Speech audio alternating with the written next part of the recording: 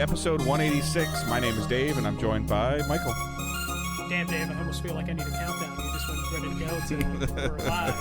I'm doing good, Dave. How are you doing? I know you're keeping busy. Yeah, I'm doing well. So trying to adjust to my new normal of my routines and schedules and all that fun stuff while balancing my daughter being home from school and still having a 7-year-old and trying to, still have a life outside of gaming and outside of work. And that's proving to be very challenging at the moment.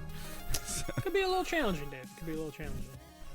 So, all right. So we are Digital Days Gaming. We're a weekly podcast that posts every Thursday on podcast services. However you're listening to us, if you're able to review us, that's super helpful to get more ears or eyes on the episode, because eyes as well count, because we stream on Twitch, twitch.tv/digitaldaysgaming, where we are an affiliate on Twitch, so you can subscribe to us whether you do that through linking your account with Amazon Prime or you're just gracious enough to spend your hard-earned dollars to subscribe to us. Either way is super helpful. Following and subscribing are also fantastic ways that you can help to grow the show as well. So reviewing and following are free. Subscribing does cost you a little bit of money, and then we also have a Patreon if you want to check that out as well. All of those are linked in the show notes, and you can also join our community, whether it's Discord, Facebook, Twitter, and that's in the show notes as well. And we're going to jump right into the news. Yeah, we're going to start off with some bad news, especially if you're Dave, but according to Video Games Chronicle, Ubisoft has canceled Immortals Fenyx Rising's sequel. So according to these sources, the sequel was in early development, but ultimately Ubisoft decided to cancel the game, mainly because they felt there were too many challenges in establishing the IP, and then also Ubisoft kind of made a mandate that they're only going to be working on their already established IPs. So, Dave, I know you were talking about this game like it was definitely happening, and it, as far as we knew, it was. So this must have been kind of a kick today. Yeah, I mean, I'm of two camps on this. Like I've been talking about for a while, going all the way back to the Activision, Blizzard, Microsoft, Bethesda crap. In this day and age, like we would have never have known about this. I'm sorry, years prior, we would have never known about this. This probably would have never leaked out. But now, for whatever reason, like there's always these conversations or stuff comes out of earning calls and all that stuff. I feel that they had the opportunity to establish this franchise. I mean, if you look back at Ubisoft's history, I didn't delve into them at the time, but Assassin's Creed 1 was not good. It was okay. No, it sold like crazy though. Yeah. Yeah, and we said that going forward. Yeah, and I don't know. I think Immortals did well. I think that they had a huge opportunity for this to become a major franchise for them. I think this was the closest thing that I feel that we got to a Zelda light competitor. In terms of like the way the game functioned and how it did things, there was definitely opportunities, but circling all the way back, like if you go back and play like Uncharted 1, like it's not good. It's okay. It's good, but it doesn't hold. You're like, wow, compared to what they were eventually able to do with Nathan Drake in Uncharted 2 and 3 and 4, and then what Ubisoft has been able to do with the Assassin's Creed franchise. Now again, it's kind of in this little, you can maybe call it in this little lull or plateau, but Valhalla still did commercially very, very well. So I don't know, this is disappointing because makes companies not think about going after long-term franchises or like investing into something to make it an established franchise. Yeah, we've seen this with other companies, and ultimately those companies sometimes will regret that, in terms of you can keep putting money into your established IPs, but eventually you might hit the point where you're like, oh shit, those established IPs aren't doing as well as they were before. So you're then kind of like stuck, and you're just like, fuck, I wish we had a different IP, because no one's buying Assassin's Creed anymore. Mm-hmm. No one's buying The Division anymore. And then you realize like, oh, we had a chance with a game that, when I looked up news stories, it sounds like Ubisoft was going out there to be like, hey, we're really happy with how the game sold. Mm-hmm. It sold really well, especially on the Switch, which was a platform people assumed it wouldn't sell well on, because you had Zelda actually there. So Ubisoft was happy with the sales. They were really happy with the reviews. It reviewed pretty good. It wasn't like, 9s and 10s, but it was like 7s and 8s. Right. And that was pretty good, especially for like an Ubisoft game, because like the Ubisoft games really don't track in that 9s and 10s category outside of every other Assassin's Creed. So to see Ubisoft kind of just give up on this is kind of a shame. I would love to know what like early development actually is, because this game came out in 2020, right? 2021. Yeah, I mean, yeah, something like that. Yeah, December 3rd, 2020. So the fact that it came out at the end of 2020, you would imagine like maybe a year, 2 years went into this. Though it's kind of hard to tell because Ubisoft is kind of insane with like who touches what game. Because I would imagine like the studio probably was touching, Skull and Bones or something, to try and get that ready to go. So hopefully this isn't something Ubisoft regrets in the future when they hit that point with Assassin's Creed again, where they're like, shit, we've saturated the market with Assassin's Creed, or when they release 2 or 3 Division games within the span of a year or two in terms of like that free-to-play game and a sequel. If they're not going to look back and be like, shit, we should have probably kept Immortals going. Because it's a dangerous thing, like, especially like I would imagine Immortals wasn't that expensive of a game, so I would imagine they still had a chance to do something with this that wouldn't like break the bank. I would imagine the money they put into Skull and Bones is significantly higher than the money that went into Immortals. And they're going to see that through to the end. Just kind of a bummer move for Ubisoft, which again seems like a company that's just kind of lost right now of what they're doing. And I'm not saying this would have set them straight, but at least would have given them some options in the future. Yeah, I mean, it looks like it held around like the high 70s as an average on Metacritic, although it's kind of all over the place because I don't see a Switch review on Metacritic for it at all. Because I think that, to your point, I think that's where it sold best. But, Uncharted 1, did Metacritic out in the high 80s. So I'm just kind of looking at, like, establishing a new character, a new IP.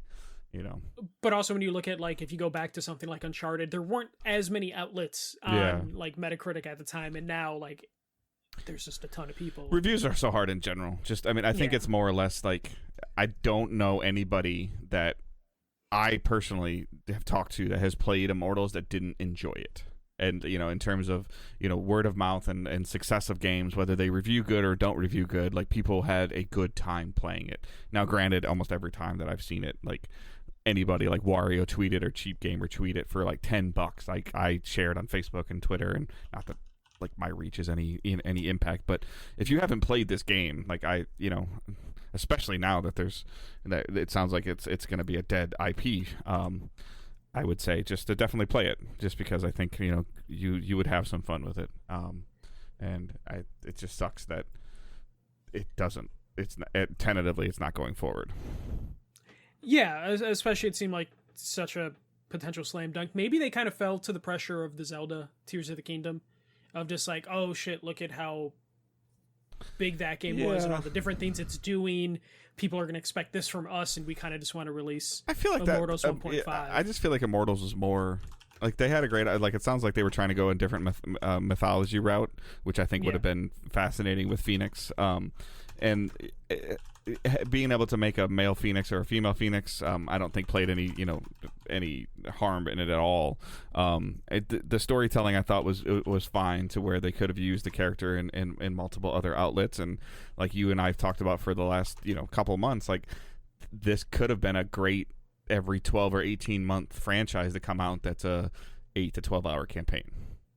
Yeah, but maybe it was one of those things where, I hate to say that they like focus grouped it, but there's a chance they focus grouped it and were like, hey, would you want like small improvements with each game, or do you want us to try and Tears of the Kingdom it? And then they ask people that, and I've been in focus groups, and it's one of those things where like focus groups are stupid in general, because you always have like a couple people that just like are like, no, I want everything to be amazing, and it's not realistic. So they might have just focus grouped it after Tears of the Kingdom, and we're just like, shit, we got to somehow keep on pace with them because people compare us to Zelda, and it just doesn't work because we got to get Skull and Bones out. and that's their priority is like Skull and Bones. The Assassin's Creed stuff, which really worries me about Assassin's Creed in terms of like their plan of like, oh, we're going to just saturate the market. Here's like 5 or 6 Assassin's Creed games coming out in the next couple years, and it's just like, you guys did this once before and it almost killed the franchise. and here you are trying to run it back.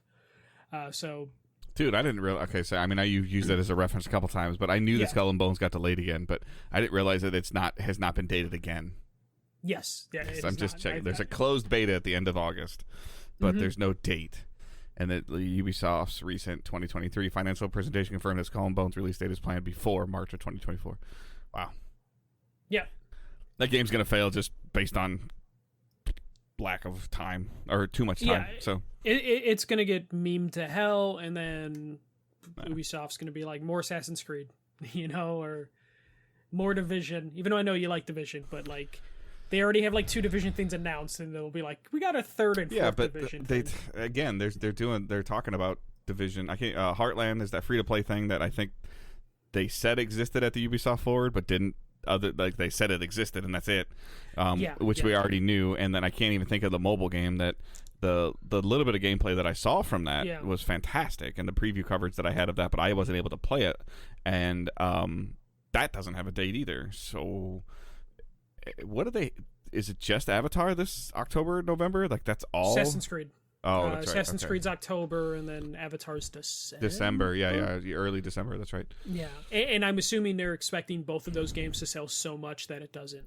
It'll carry. I mean, here's the deal. Like somebody in our Discord was saying, I think it was Ben or Fumbles.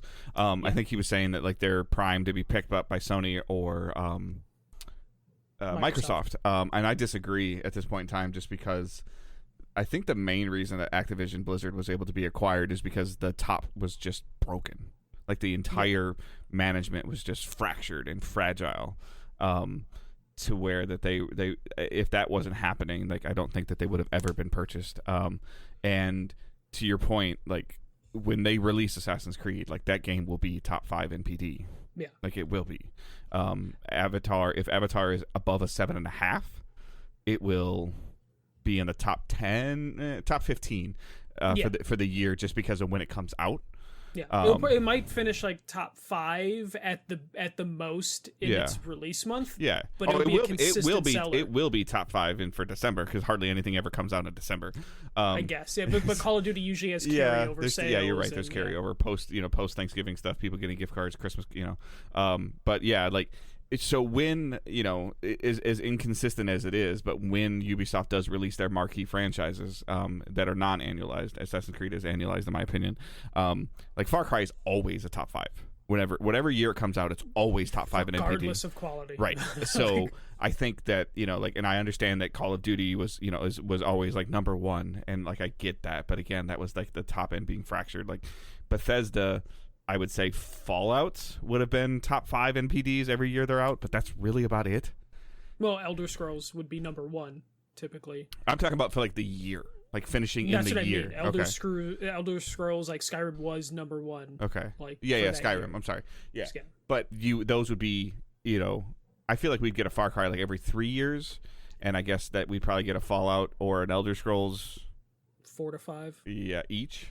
Yeah. So, I mean, I feel like Ubisoft would have a marquee title every other year in the top 10.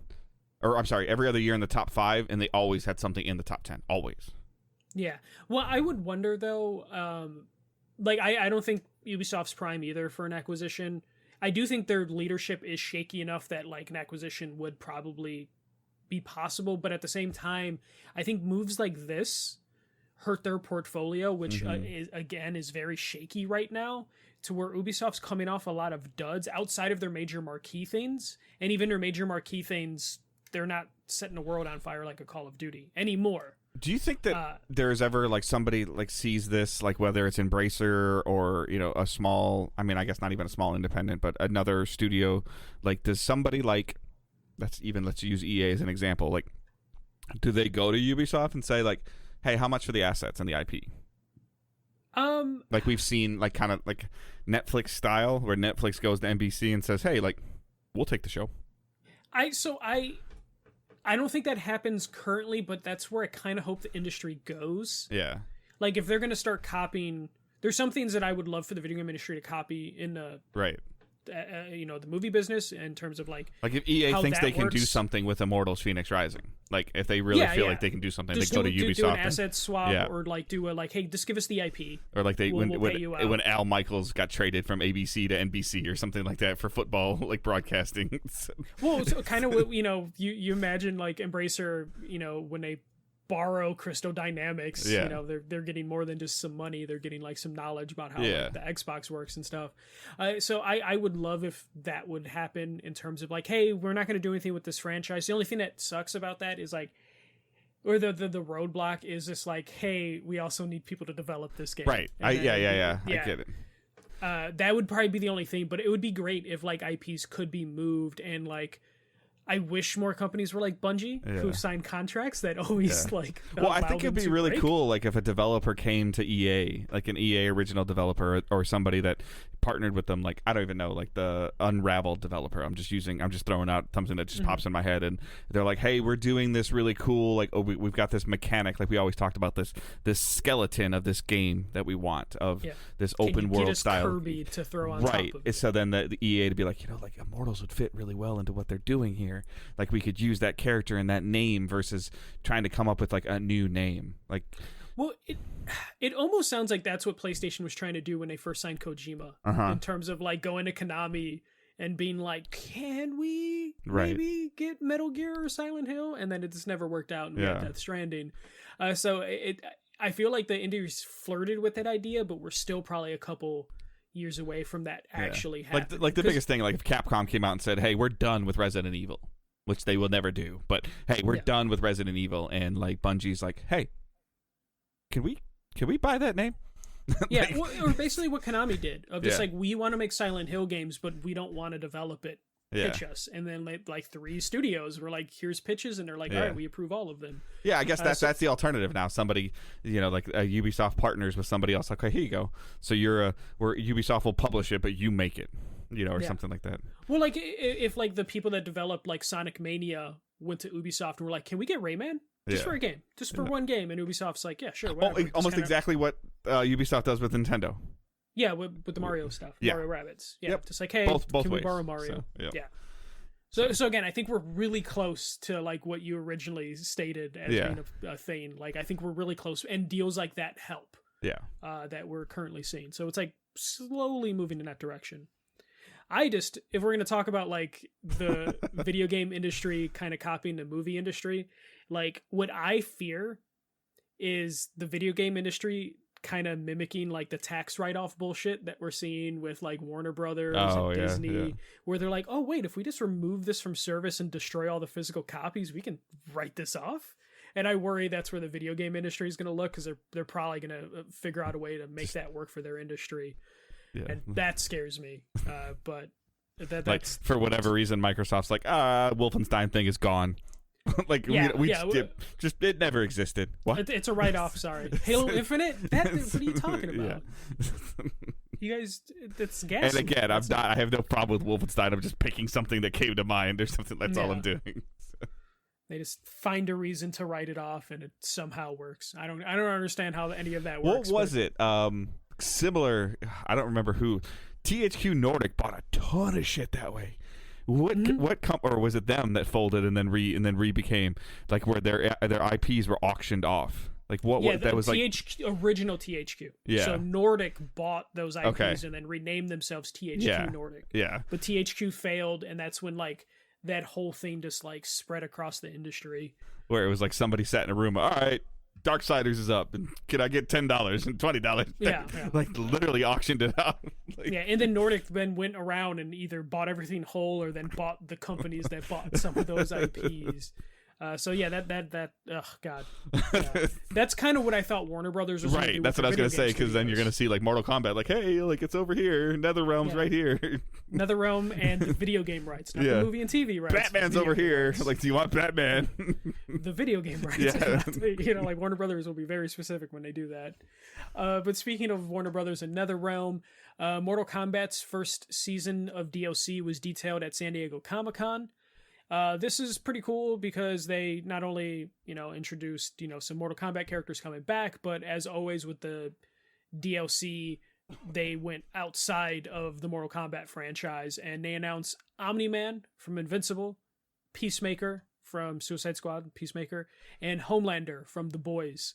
The cool thing, Omni-Man is going to be voiced by J.K. Simmons. I would say Peacemaker did kind of look John Cena-ish, so hopefully they announce John Cena as the voice for Peacemaker, He likes and then doing stuff like Homelander that, gets so. announced. He does like doing stuff like that, John Cena. So. Oh yeah. He's kind of down for whatever, and it kind of makes him likable. Right. And then there will be Mortal Kombat people in that first season as well. Quan Chi, Ermac, and Takeda, Takeda, are going to be in part of that pack. Dave, I've been debating on like, whether I want to play Mortal Kombat, but when I saw these 3 characters announced, I was just immediately like, shit, am I going to actually buy this game so I can buy the season pass and play these characters? I think this is the cool part about the franchise going, back to 1, in terms of they were like, I think Ed Boon came out and said like, this gives us a chance to redo, like we're not stuck to the lore. And I think this is really cool that he's doing something like that. It also makes me wonder like, what the hell is going on with The Boys all of a sudden, because they're like a season of Call of Duty's dedicated to them, to the show. It was a really it's been a popular show. I know. Like, is it Amazon Prime crown jewel right now? Yes, it's like the only that and Jack Ryan are like the 2 most successful shows, because the Lord of the Rings show kind of bombed, but they're not going to tell you that because they spent $1 billion. Right. Yeah, but the Boys is like super popular. It's one of those shows where it feels like it's nearing the end, but the show's so popular that they're gonna have to. I'm gonna have to try it again, and it's gonna have to be something I try without Ange, maybe because I'm still struggling to find something to watch on my own a lot. So yeah, I mean, Invincible is a pretty good that's on Netflix, adult-oriented right? cartoon. Yeah, no, that's Amazon as well. Oh, is it? Okay. Yeah, so that is definitely worth checking out. I think it's season 1's only like 8 episodes, and season 2 starts in like November. But it's a pretty good show with like a hell of a cast. But seeing these people in here, and then just seeing like Homelander, Peacemaker, and then when like I feel like Omni-Man is like the crown jewel of this whole thing, especially because they got the actor to reprise the voice. But I just want to see all these characters fight. Omni-Man would kick the shit out of anyone in this game. But everything that Mortal Kombat is showing and doing. It looks like they're staying with the roots of Mortal Kombat, but at the same time they're branching out their tree a little bit better, and they're kind of getting up to current time. Yeah, because they've done like out of franchise DLC before. They've had like Spawn with the most recent one, or two or three of them ago, and then they've had like Jason pop up. Having these 3 superheroes bums me out that they couldn't get these people in Injustice when or for the next Injustice whenever that comes out. But these are super ultra violent characters, so it makes sense for them to be in Mortal Kombat. But definitely this was something that got me really excited for Mortal Kombat, and it's already been a game like I'm on the fence on. But not a lot coming out of San Diego Comic-Con. But that's mostly because San Diego Comic-Con was kind of in a little bit of chaos with the actors and writers strike. So definitely some cool stuff there, but not as much as usual. All right, Dave, this next story baffled me and just kind of confused me a little. But the Bungie founder, Alex Serafin, I feel like there's a ton of Bungie founders. Yeah. Like I realized that when I'm just like, wait, which one is this? But apparently Bungie had a lot of founders.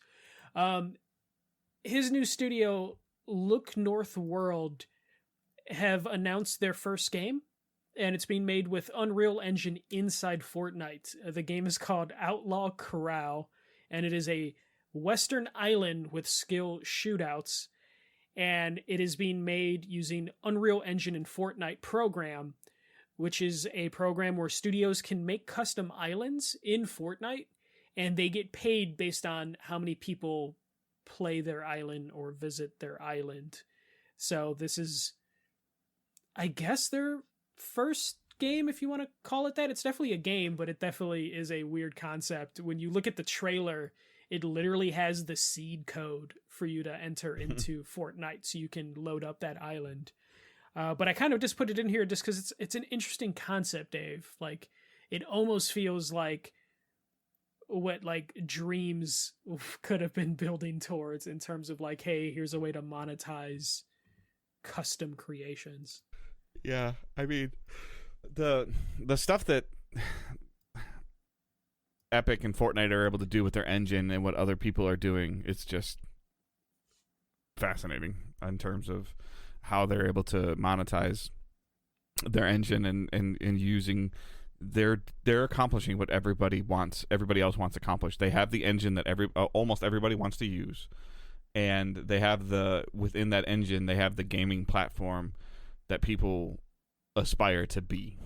Yeah. So it's just ridiculous. Yeah, and the fact that now this game is turned into like a platform that people can get paid off of is just, it's just kind of fascinating. I would love to know what payoffs are going to be for this, because I wonder how many people are actually playing like the custom stuff in Fortnite, or how many are just doing the play now battle royale aspect of it. Especially, you know, when you think back to Fortnite, like the PvE stuff they killed because people just weren't touching that part of the game at all. And they're just like, oh, there's no point of maintaining this. We're not going to patch this anymore and just get rid of it. So yeah, I wonder how many players are actually going to the custom stuff. And if this is actually going to be like viable for studios to try. But I don't know. When I saw that headline, I was very confused in terms of like another founder for Bungie, and they're making their first game, and it's something in Fortnite. Is just... Yeah. Weird times. But if this is successful, we can see other like video game industry people being like, screw it, I'm done. I'm going to make Fortnite content and get paid that way. But that is that part of the news. And then just some cool things, Dave. I don't know if you saw, we were mentioning this in the Discord channel, but Spider-Man 2 console, the plates and a controller were revealed at San Diego Comic-Con, and they look pretty cool. I know this isn't the best news story to be like, let's talk about this. It's I mean, I at first I thought it was a console. I didn't realize it was just plates. It's both. You can buy both. The console. Okay. Yeah. The controller looks cool. But I think I didn't really chime in and talk about it at all, but I think I saw some of the conversation that you were saying of like, I'm at the point now where I would almost prefer my consoles not to be seen. So no, I'm definitely at that point too. I just like the idea that like now we can just have faceplates released, as opposed to having to buy a whole other console to get something cool looking. Yeah, so I mean, I think it's great that they're doing any kind of marketing and advertising. I mean, there's a Starfield controller, Starfield headphones. I don't know if there's a Starfield Xbox. No, just a controller and headphones. Part of the collector's edition they're doing. So, I think it's great. I think that the stuff that we heard about Spider-Man 2, I'm trying not to pay very much attention to it, from San Diego Comic-Con was great. And apparently they're working on something else other than Spider-Man 2 and Wolverine. Yeah, and it might be a multiplayer game, which means they're asking Insomniac to do a multiplayer game for their games as a service. But yeah, Insomniac's pumping stuff out. But you imagine, like, a lot of people were talking about, like, oh, how are they working on a third game? It's like Spider-Man comes out in, like, 2 months. Right. Like, they're gonna have a whole team freed up that... Yeah, they're on bugs. They're on bug smashing right now. Like, there are people that have played through Spider-Man and completed it multiple times already at Insomniac, and they're just smashing bugs and everything like that. Now, this is... this is around the time, like between now and like August, before August 20th, we'll see that it's gone gold. Yeah, and gold usually, I think the leeway is like 30 days. Yeah. So yeah. So they've already taken 40% of their team and put them on Wolverine minimum, and then 40% of their team is on whatever the other thing is supposed to be, and the other 20% are still on Spider-Man. Yeah, so probably working on some DLC, that'll inevitably come out for this game. Yeah, so like when people were like really hyped up about like, oh, they're working on a third game, it's like, yeah, of course. There were 2 studio, like there's California and then North Carolina, I think. Sounds about right, yeah. So they're they're already a studio. They need to be with the. I don't want it to be multiplayer at this point in time, and I don't own it, but it needs to be VR. Is what it needs to be, because especially that was the rumor that the reason why Sony accelerated purchasing them is because Facebook was coming after them hard because of what they were doing for Meta or for Facebook VR or whatever. Quest, what was it? Quest. Yeah. Yeah, but I wonder if like they bought them not because of their VR stuff. They just bought them so they wouldn't lose them. Right. Meta No, was I know, for but the VR, if Meta or Facebook was all over them about whatever they were showing for VR, like I want to see that. Yeah. And especially you probably would inquire the whole studio. Because they did, did they make the Spider-Man VR? There's Spider-Man VR. Am I crazy when I say that? No, the Spider-Man VR was made by a different company. That was made by Sony, like some auxiliary Sony thing, if I remember correctly. But there was a Spider-Man like fly around the city in VR kind of thing, right? Yeah, they made one, I think, for the last two, or not the last Spider-Man movie, but the first one in a second. Okay. It was just like a VR experience. It wasn't a game. Yeah, it was like a 15 right. Okay. Demo thing.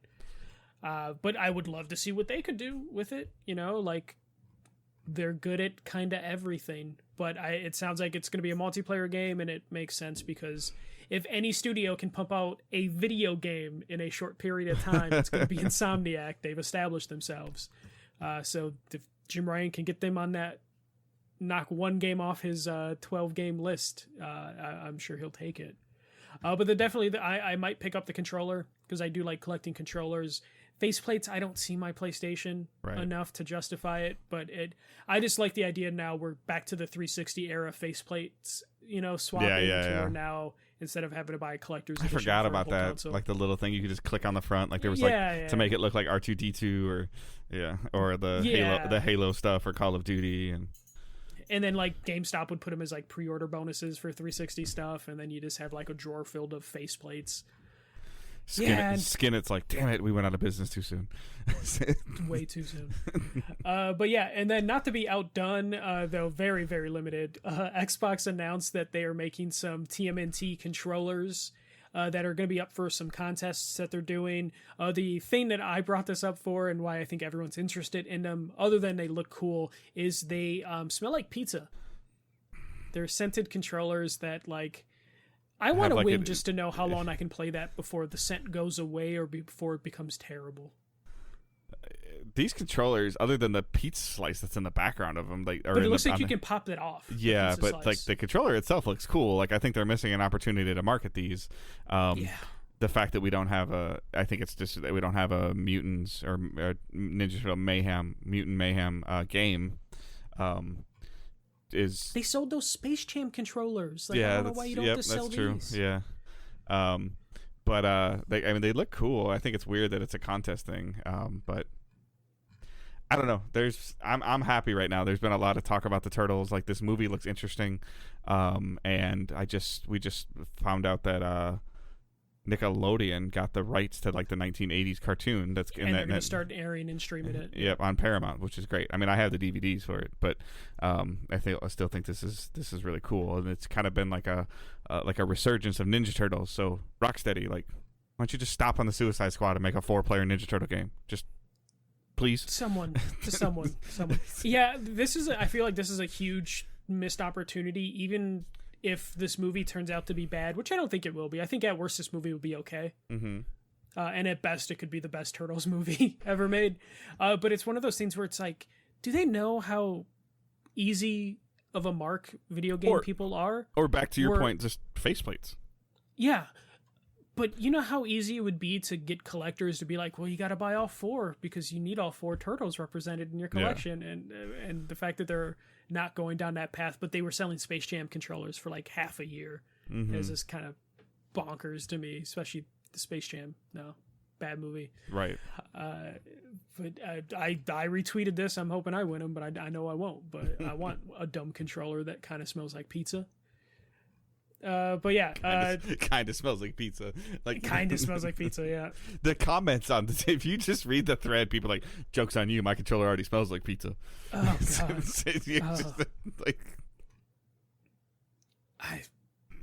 I'm just so curious about them. Though it's funny, they did advertise that like at the Microsoft store they will have the controllers in stock for you to test smell. And I'm just like, that just sounds like the most disgusting experience ever, of just like a bunch of people going to a store. Bro, scratch my controller, bro. Come here, scratch my controller, bro. Yeah, oh god. Not. I will not be going to a Microsoft store to experience that. This is a New York City style pizza. If it's deep dish, it's just pure cheese, no sauce. No, can't. But that's all I have for news today. All right. So nothing was delayed, thankfully. But nothing's really coming out right now either. But so playing and watching. So playing for me has been a challenge. I was telling Michael before we recorded, I've been talking to a couple people through Discord and stuff like that, because I started asking about Baldur's Gate, and people are like, no, man, don't do it. So I really think that Diablo is going to be next. I just got to figure out when I want to pull the trigger on it and purchase it and start playing. I know there's a handful of people that are playing it, and you know, with the seasonal reset, which I still don't fully understand, but I'm sure I will. If I really wanted to, I could figure it out. And my understanding is it runs really well on the ROG Ally. I can buy it on Steam, play it on the ROG Ally, and be in Discord and play with whoever's on PlayStation or Xbox. So it's kind of like that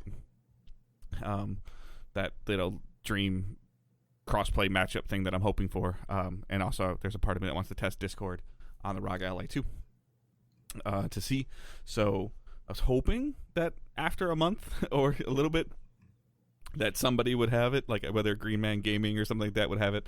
I'm not getting it on PS5 if I get it, Randy. I'll get it on Xbox, or not Xbox, PC. But we can still play. But nobody has it on sale, just because it's sold so well, and it's a Activision Blizzard thing, so it's not even something that's up for any of those things. So I'll have to look into that and figure out when I want to start that journey.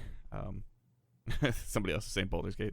Somebody told me about like the dice roll thing I'm not gonna like, and the D&D and stuff, and they're people are trying to scare me off of it. So even like so some of you know Johnny is a boy. Him and I have known each other, gosh, probably like 10 years now, maybe a little less, but he was like, no. He's like, no, Dave, not you. So, and Michael kind of said the same thing. So yeah. It's like he's like, not that's just that won't be for you. So but it did get me looking at some other stuff that I wasn't aware of that's coming out. You know, like Sea of Stars is the same company that makes Messenger. There's a demo out for that I saw today, I think is on PlayStation, so I need to download that and try that out. So that comes out at the end of the month, at the end of August, and it's coming to the higher tiers of PS Plus, and it's coming to Game Pass, so which means that I'll play it on Game Pass because I'm not buying the higher tiers of Plus. Don't do it. I have those higher tiers. Not worth it. Barely touch it. So, but yeah, watching for randomly, I don't know if it showed up on my Facebook Reels or my YouTube Shorts or whatever, but do you ever get those like those Reels or TikToks of like movie clips? Like yes, okay, yeah. like gotta be more specific, Dave. No, just little 1 minute clips of movies. Like and so which ones are you talking about? The ones where it's actually clips of movies, or assholes put like a stupid catchy song behind? No, it's actually a clip of a movie. Okay. So, and you're gonna roll your eyes when I tell you this, but I watched Pixels. You watch what? Pixels, the Adam Sandler, Kevin James. It's gonna mute you. It wasn't awful, but it wasn't good. It took me a while to find it. I had to watch it on like the TBS app that I had to sign into because it shouldn't be found. So you had to go to the TBS app. Because like, it wasn't on Netflix. It wasn't on Amazon Prime. It wasn't on Hulu. It wasn't on any of those like streaming services. Even Netflix, who has an Adam Sandler deal, is like, we're not fucking putting Pixels on our platform. So I watched that as I'm trying to mentally disconnect from. They fuck Qbert in that, right? Yeah. There's Qbert babies. Yeah. And then I finished Ted Lasso. In the nose too. No, he turned into a woman. Yeah. I finished Ted Lasso. I thought that was really good. I don't want to spoil anything else for that. But that season was uneven. I agree. And then we, Angela and myself and Owen, the Transformers Rise of the Beasts, I think that's what it's called.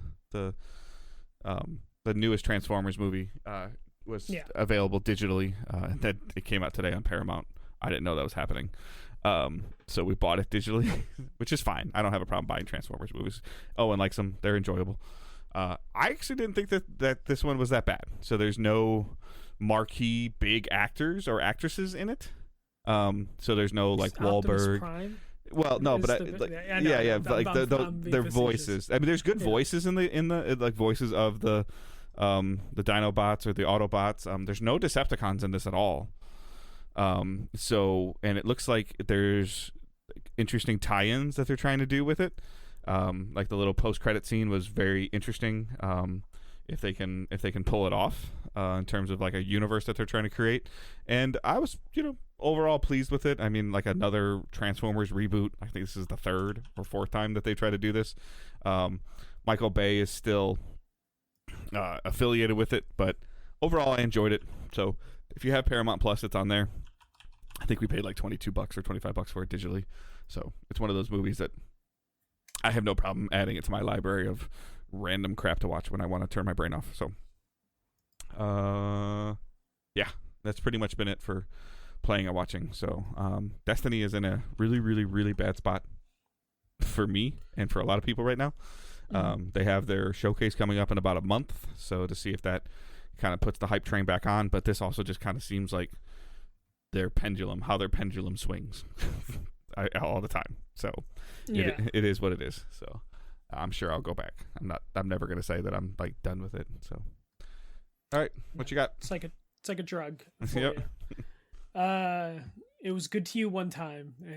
Well, it's been, for the record, it's been good to you for many years. Well, I'm saying it's been 45, 50 days since I played the game. So that's good, Dave. You get your chip at 60. All right, so there's two main things that I've been playing. There's actually a couple more things, but I'll talk about next week since I don't want to go too long. But the first one is I got a review code for something called Antsream. So this is basically a app on the Xbox. It's been available on mobile and PC for a while, but this is an app that lets you stream hundreds of like arcade games and like old retro games. So stuff from like Atari, Amiga, SNES, NES, and it's just a huge variety of stuff. I believe they go as late as PS1, though there's only one PS1 game on it.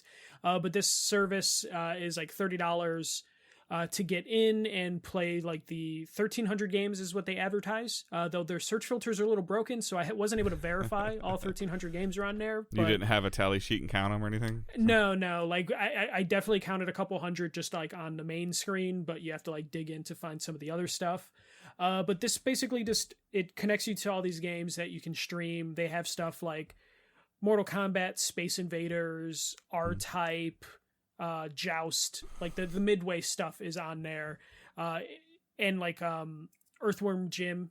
I think both Earthworm Gyms are on there. But there's like a wide variety of games on this thing, and they do some cool things other than, like having save states so you can save at any time and then go back to. It also, has like challenges and achievements within the app that you can achieve. And then there's also like daily challenges and like community challenges. So some of the community challenges can be like, hey, we want to see how many people in the community can defeat Goro. So then when you click on that challenge, it loads you into Mortal Kombat relatively quick.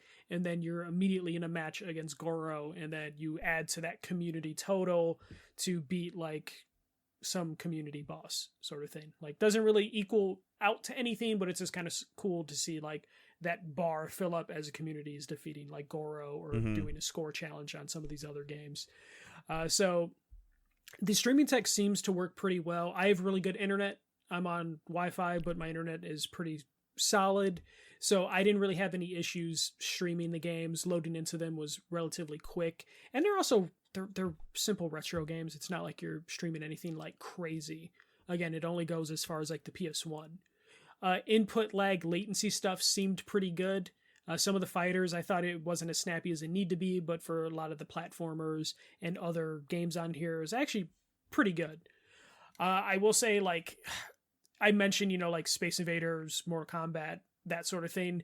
I do think this thing is missing some of the bigger franchises, but the fact that there's 1,300 games like available on this thing, and they rotate games in and out.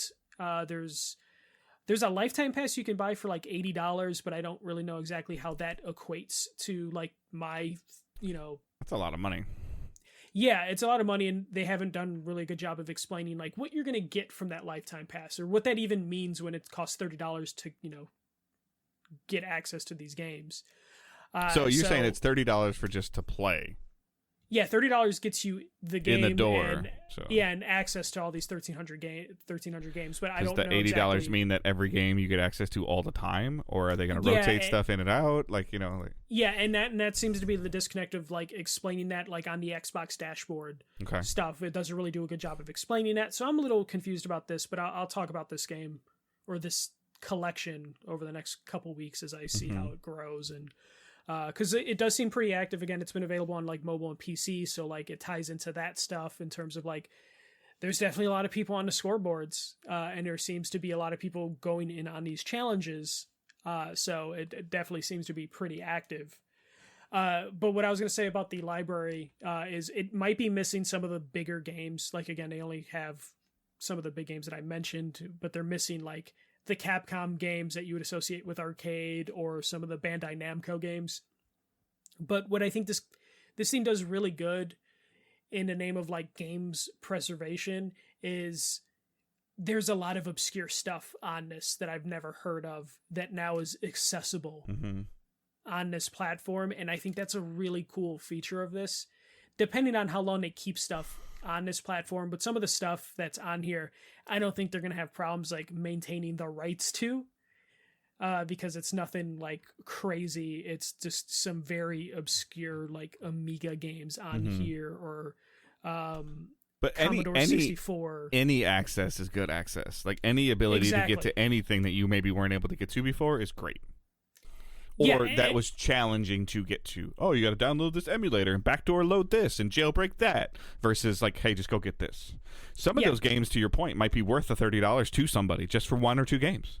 Yeah, even for and that's mostly what I've been doing with this thing, is just like I load up the game and I'm like, oh, I remember this, and I play it a little bit and then I move on. Like I don't know if I'll ever complete a game from beginning to end on the service, because I'm just dabbling in all the different things.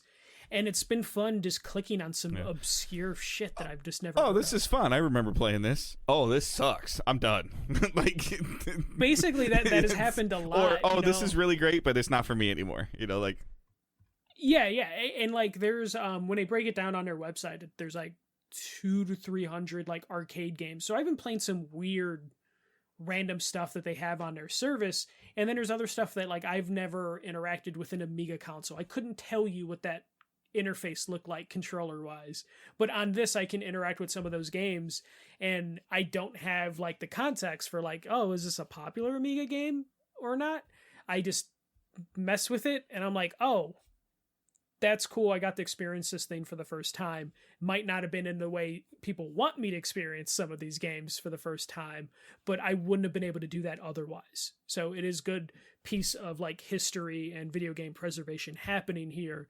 So I don't really mind that it's lacking some of the big guns that you would like associate with like 80s and 90s arcades, because they do a good enough job filling in the library. This is the one thing that like I'm okay with there being filler, because that filler is stuff that's obscure and wasn't necessarily easily accessible. Right. And I know what people can say is like, oh, just go on the internet, grab an emulator and get it, and you can find it. But like I wouldn't even know where to start to find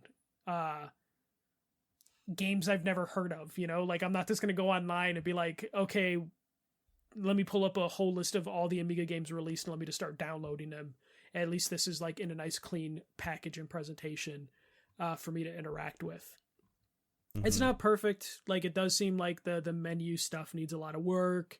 The search function, I want to say, is just kind of busted, which is a shame, because you kind of need it when you have that many games like on your service. And then just the pricing stuff, they kind of need to figure out, or better explain like why someone would need the lifetime pass, because they really haven't done a good job with that. But overall, like as as someone who likes the idea of like gaming history preserved, this seems like a nice route to go. There was a lot of reports the last like couple days, or from interviews from the person that founded this company, that basically like Phil Spencer was like a big reason this made it to Xbox, because he really likes preserving old games, and Xbox was the only platform that was kind of willing to put something like this on their system, because you can consider this as dumb as it may be, because it's like dealing with different libraries, but you could consider this like a Game Pass PlayStation Plus competitor if you want to be like petty, in terms of like, oh, here's a service with a bunch of games on it. So the fact that Xbox was like, yeah, you can throw this on a platform. Are there different? So I know it costs $30 to download, right? That's pretty much what you're saying. Yeah. Is there a different version of a non-lifetime? Is there like a 12-month pass? A 6-month No, it's pass? just the $30 pass. The $30 thing gets you the game and access to all these games. And then again, like the lifetime pass, there just isn't a good enough explanation on what that like does. why do I want, to your point, like why do I want to spend $90 total? Yeah. Why would I want to put that money down on this? Right. There just doesn't seem to be like a good explanation for that, which I might have to dig in on their website and look at a blog post, but I shouldn't have to do that. Right. There should be something in your game that explains that to me, or in the description on the Xbox store that it should be like clearly written, and it's just kind of not, which is a little disappointing. But this is promising. This definitely seems like something I'm just gonna like dick around with, from time to time. I'm just like, let me just mess with, like, I played Rampage for like 30 minutes yesterday. Nice. Because I was like, oh, Rampage is in there. I used to love playing that. So if they can get like some of the bigger companies, get a Capcom, get a Bandai Namco on here, I think that would go a long way, especially if they dig into the archives of those companies, because there's a ton of stuff out there. Yeah. So definitely something, if you like playing old games, it's definitely good. I know some people aren't going to be a fan of streaming them, but like if you have good internet, the streaming thing isn't that big a deal. And then I am going to review a game that I kind of didn't know existed up until like a week ago. And then I got an email and I was like, this looks like something I'd be into. The game is called Viewfinder. This is a first-person puzzle game whose main mechanic is the ability to basically bring photos and like pictures to life to solve puzzles.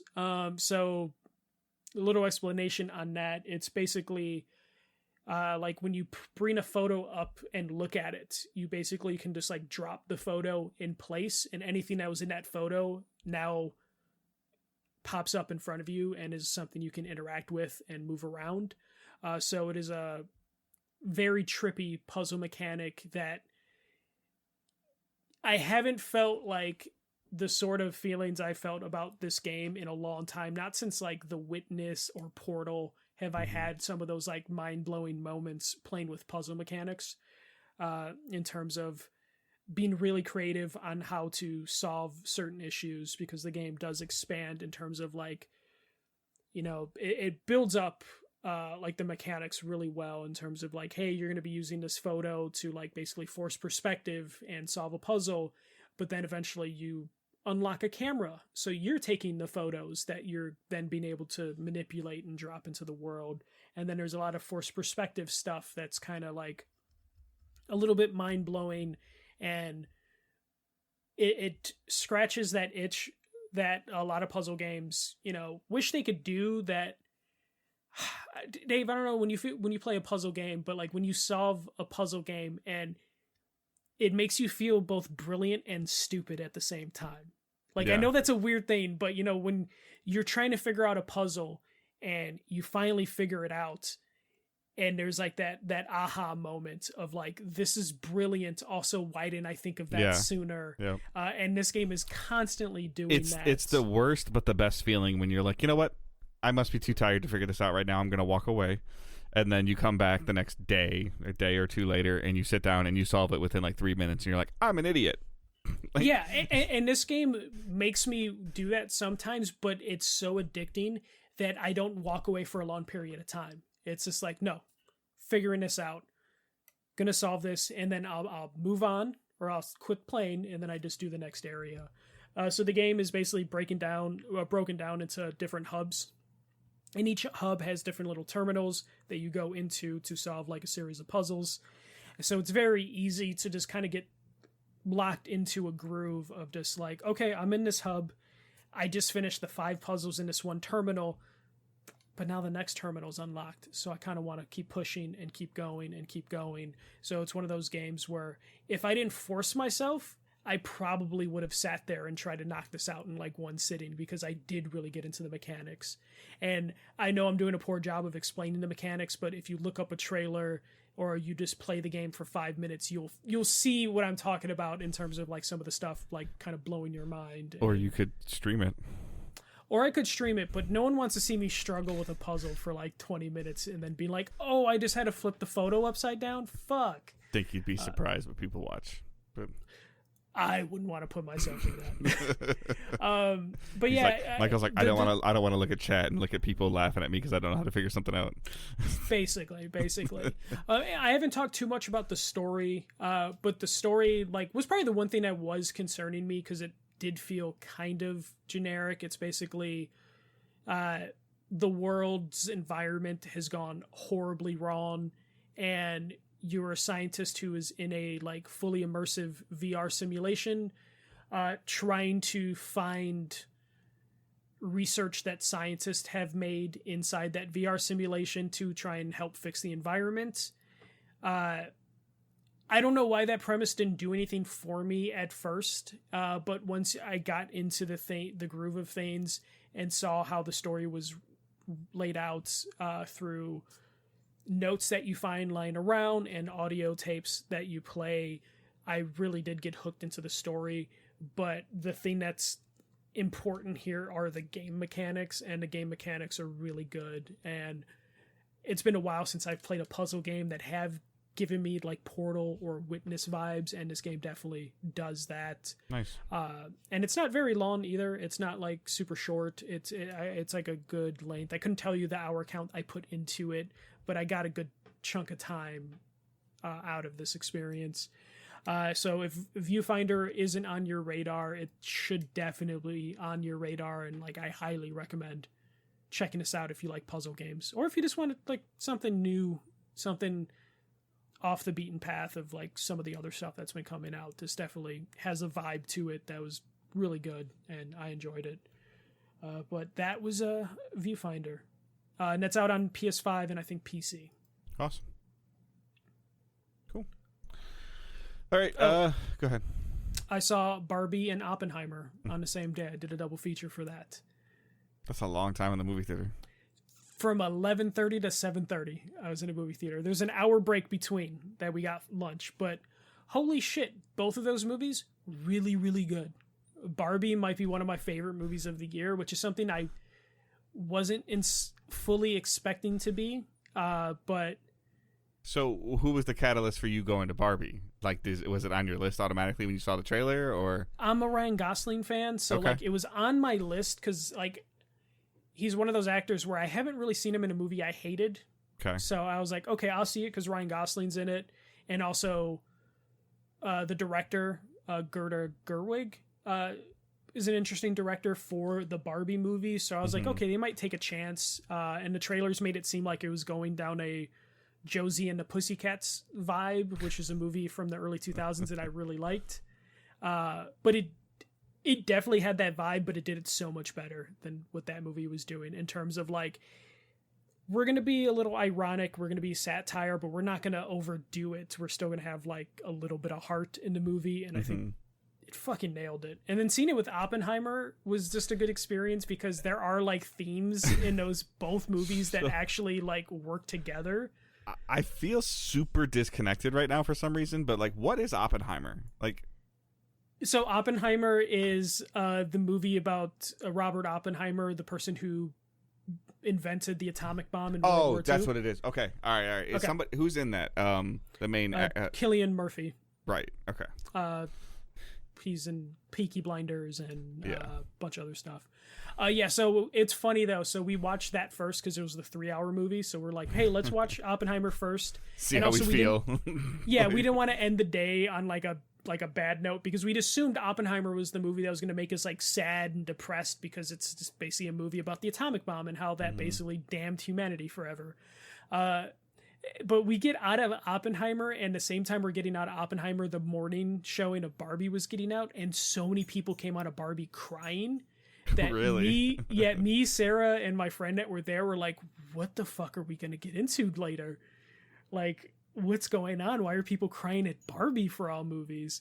But then we ended up seeing Barbie, and I can totally see why that movie would hit for certain people and probably would bring up some emotions, because it does hit on like some like strong notes, surprisingly, which I think is like what makes Barbie worth seeing, is just like it had the finesse to do some things that I didn't think it was capable of doing.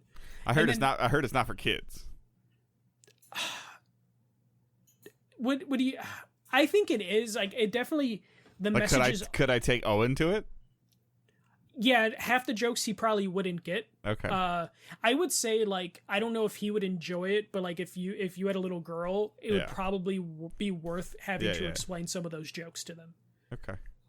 But it's just funny though, because like at the end of the day, like we ended up in the car ride just discussing the nuances of Barbie, as opposed to like Oppenheimer, a 3-hour epic that you probably could have had long form discussions on, but we were just more analyzing Barbie.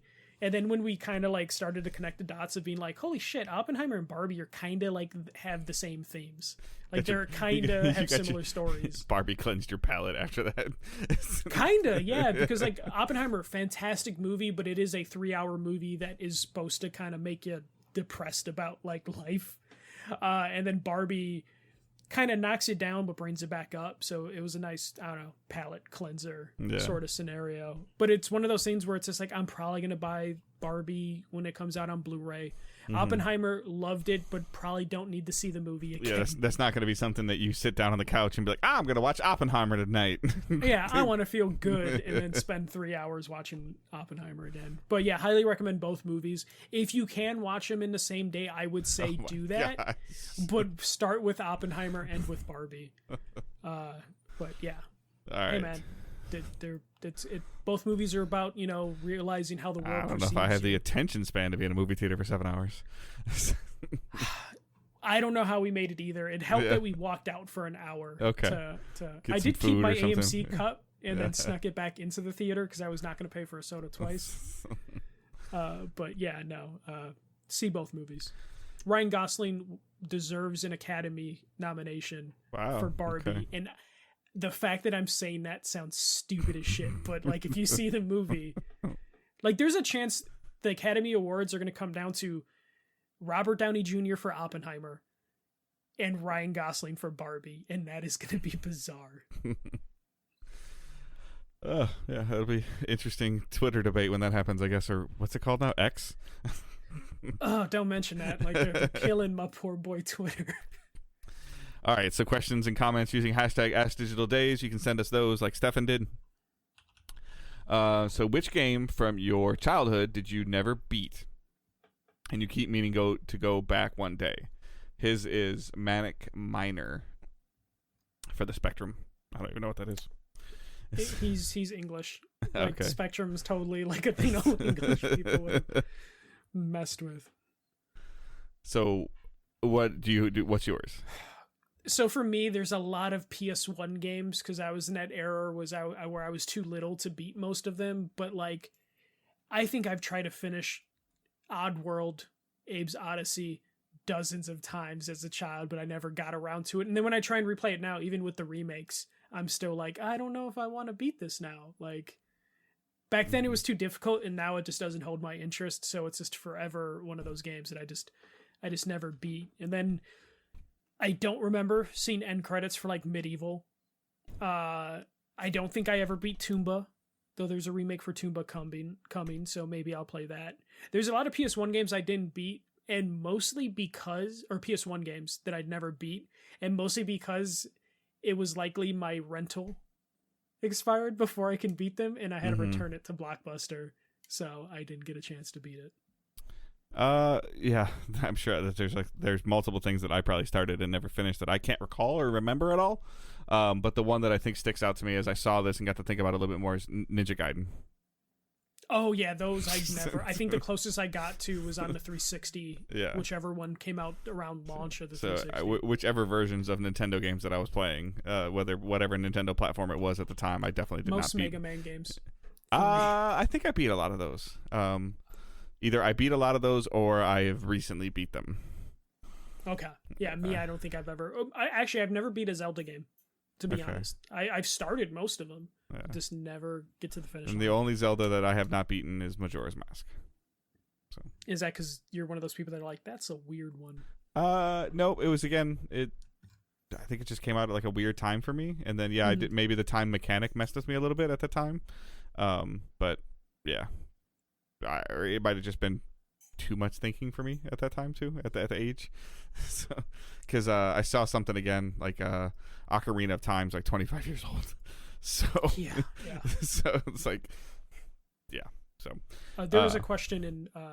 Yeah, I see that. Yeah. So Randy asks, since there has been no news about Suicide Squad Kill the Justice League, do you think that it will get killed? So it's coming out February 2nd, 2024. The fact that you knew that off the top of your head. I looked since the question popped up on there. So yeah, it is coming out February 2nd, 2024. And I think they're to the point right now where they're like, let's just wait until after the holiday to talk about this. That's where I think yeah, there's no... Maybe we'll get a big trailer during Game Awards, which is December? Would be a good time. Yeah. To, like 6 weeks out or whatever.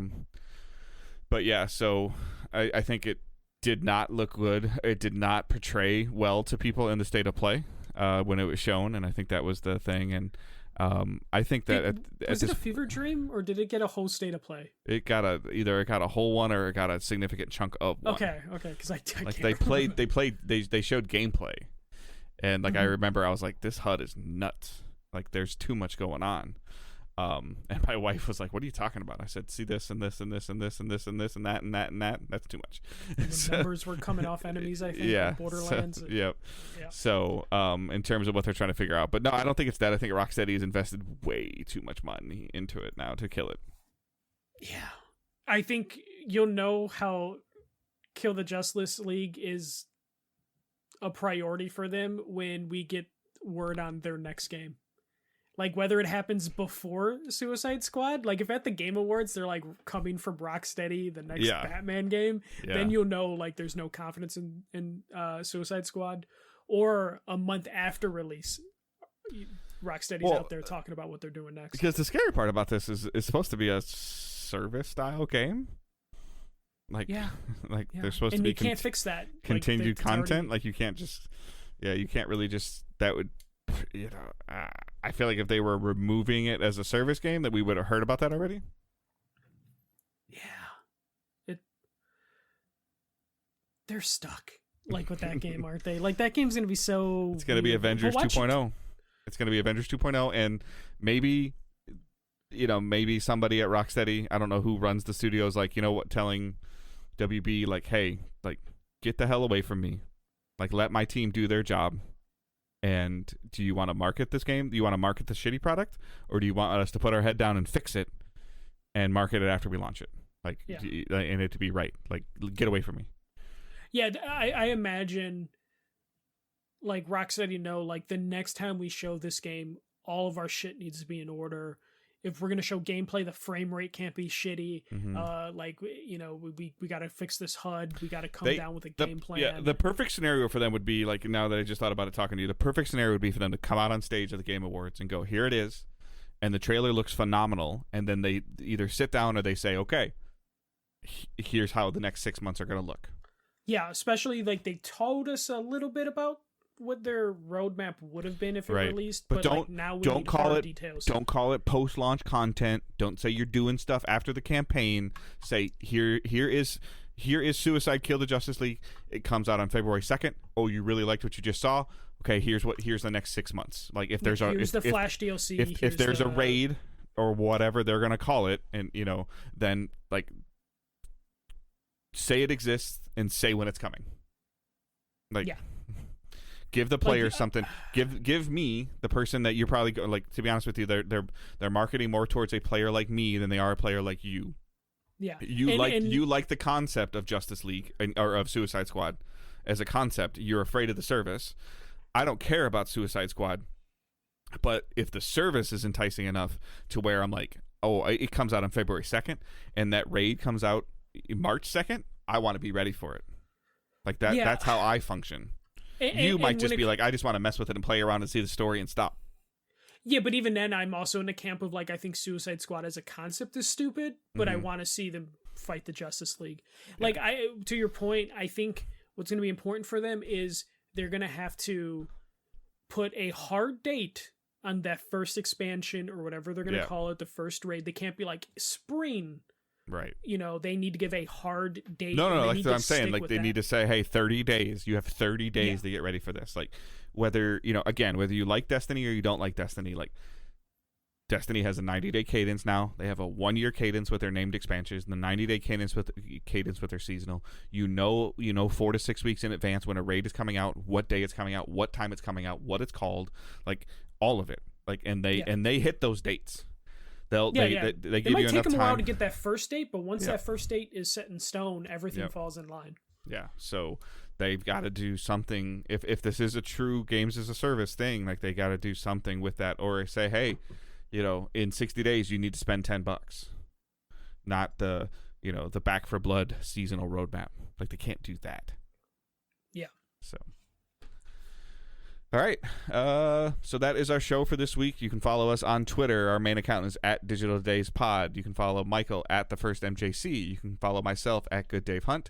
Facebook group and Discord server are linked in the show notes. Patreon is there as well. PayPal is also there if you just want to directly do that. You can do that also. Other than that, I hope that's all I got. So I hope everyone has a great week. Keep moving forward.